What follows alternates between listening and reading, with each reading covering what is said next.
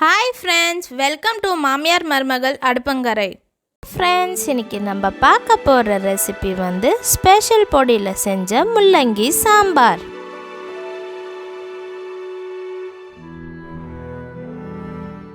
முள்ளங்கி சாம்பார் தேவையான பொருட்கள் பார்க்கலாம் வாங்க. துவரம் பருப்பு 200 கிராம் ஊற வச்சுக்கோங்க. 2 வெங்காயம் பொடியாக நறுக்குனது, 2 தக்காளி பொடியாக நறுக்குனது, 4 முள்ளங்கி இந்த மாதிரி கட் பண்ணி எடுத்து வச்சுக்கோங்க. 1.5 டேபிள் ஸ்பூன் சாம்பார் பொடி எடுத்துக்கோங்க. 1/4 ஸ்பூன் மஞ்சத்தூள், 1/4 ஸ்பூன் வெந்தயம், 1/4 ஸ்பூன் சீரகம் எடுத்துக்கோங்க. 1/2 ஸ்பூன் கடுகு எடுத்துக்கோங்க. லெமன் சைஸில் புளி எடுத்து கரைச்சி வச்சுக்கோங்க. வாங்க ஸ்பெஷல் பொடியில் செஞ்ச முள்ளங்கி சாம்பார் எப்படி செய்கிறதுன்னு பார்க்கலாம். இப்போ ஒரு பாத்திரம் எடுத்து வச்சுக்கோங்க. பாத்திரம் சூடானதுமே தேவையான அளவு எண்ணெய் ஊற்றிக்கலாம்.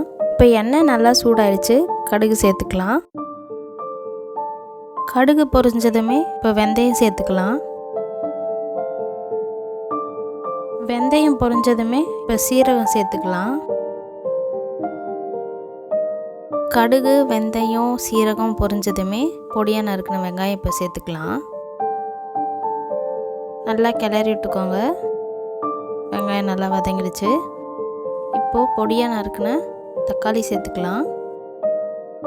இப்போ தக்காளி சேர்த்தாச்சு, நல்லா கிளறி விட்டுக்கோங்க. பாருங்கள், தக்காளி இப்போ நல்லா சாஃப்ட் ஆயிடுச்சு.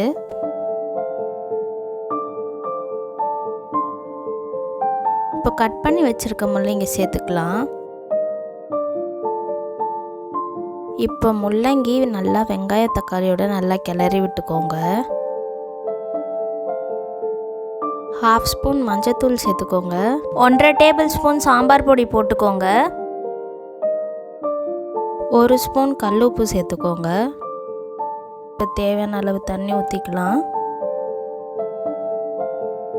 மஞ்சத்தூள் சாம்பார் பொடி உப்பு நல்லா கிளறி விட்டுக்கோங்க.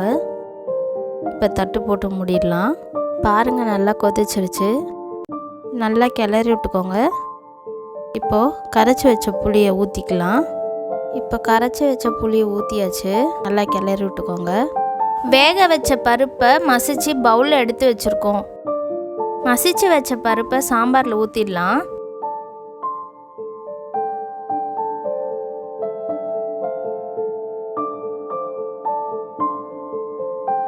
பருப்பு நல்லா மிக்ஸ் ஆகிற அளவுக்கு கிளறி விட்டுக்கோங்க. பாருங்க, சாம்பார் நல்லா கொதிச்சிருச்சு. ஃப்ரெண்ட்ஸ், இதுதான் நம்ம வறுத்து அரைச்ச ஸ்பெஷல் சாம்பார் பொடி. வாங்க 2 ஸ்பூன் பொடி சாம்பாரில் சேர்த்துக்கலாம். இந்த பொடியோட டீட்டெயில்ஸ் வேணும்னா கமெண்டில் கேளுங்க, வீடியோ தனியாக போடுறோம். முள்ளங்கி மட்டும் இல்லைங்க, வேறு எந்த காய் வேணாலும் சேர்த்து இந்த பொடியை போட்டு சாம்பார் செஞ்சுக்கலாம். இந்த பொடியை சேர்த்து செஞ்சிங்கன்னா சாம்பார் நல்லா டேஸ்ட்டாக வாசனையாக இருக்கும். இந்த பொடியை சாம்பாரில் நல்லா மிக்ஸ் பண்ணி விட்டுக்கோங்க. ஒரு கொத்து கருவேப்பிலை போட்டு சாம்பாரை கொதிக்க விட்டுருங்க.